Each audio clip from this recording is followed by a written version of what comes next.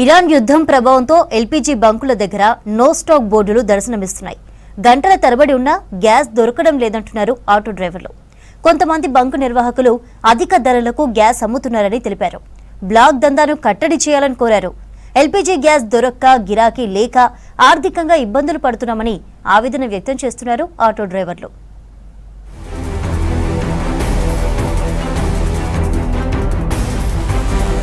హైదరాబాద్ లో గ్యాస్ కొరతతో ఇబ్బందులు పడుతున్నారు ఆటో డ్రైవర్లు. అమెరికా, ఇజ్రాయెల్, ఇరాన్ దేశాల మధ్య నెలకొన్న పరిస్థితుల ప్రభావం ఎల్పీజీ సరఫరాపై పడింది. కొన్ని రోజులుగా నగర వ్యాప్తంగా ఎల్పీజీ కొరత తీవ్రమైంది.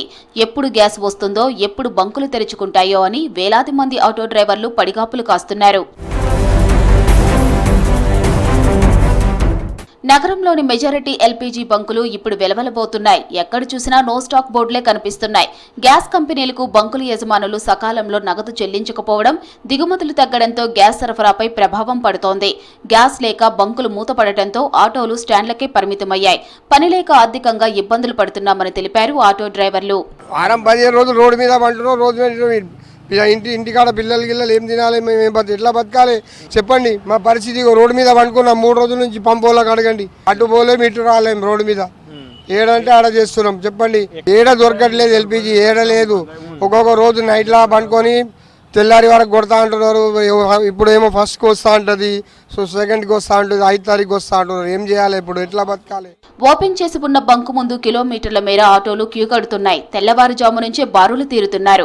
గంటల కొద్దీ లైన్లలో నిల్చున్నా తమ వంతు వచ్చేసరికి గ్యాస్ అయిపోతుందన్నారు డ్రైవర్లు.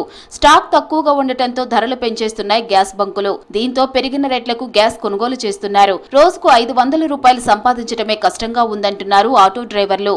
8 दिन से ना यहाँ गैस आ रही नहीं, शॉर्टेज होते जा रहा. फिर अभी 5 तारीख से पहले शॉर्टेज नहीं करते बोले. ऑटो वाले बेचारों को रोडों पे परेशानी हो रही है और ऑटो में 2 जनों का इंतकाल होगा ऑटो में. और बोले तो कभी भी पूछ रहे तो करना क्या, ऑटो वाले बेचारे घरों को गए तो जोरुआ परेशान कर रहे.